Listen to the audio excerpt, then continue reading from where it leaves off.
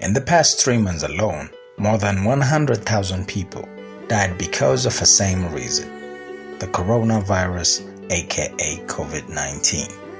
Of the many things that can make you sick by infecting and reproducing inside you, viruses are tricky ones.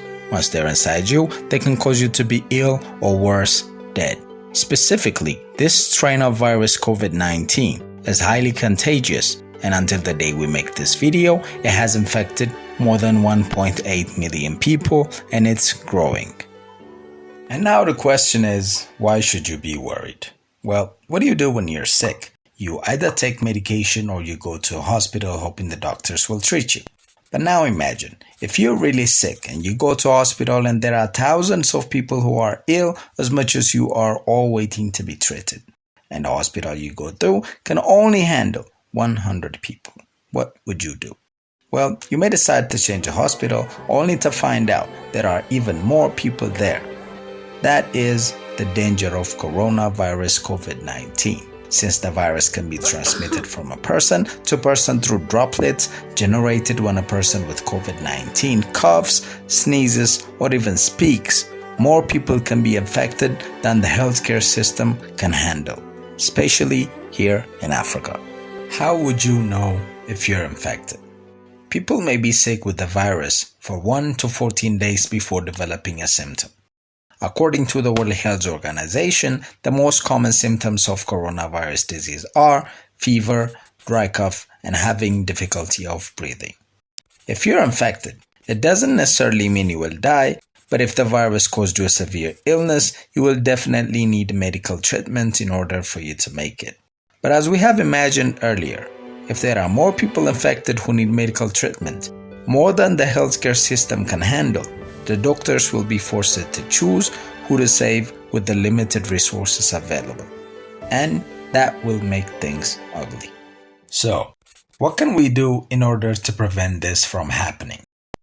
Although the bad news is that everyone is a potential victim, the good news is everyone is a potential solution. If we can minimize the number of people who get infected at the same time, or in other words, if we can flatten the curve, we will be able to save the lives of the people that we love. But in order to do that, we all have to work together. Look, if you still have a feeling that corona might not affect you personally, you should rethink again before it's too late, because corona is not a joke. Even countries that has the best healthcare system are suffering from it. So please, be alert and do the proper preventing methods. Prevention number 1.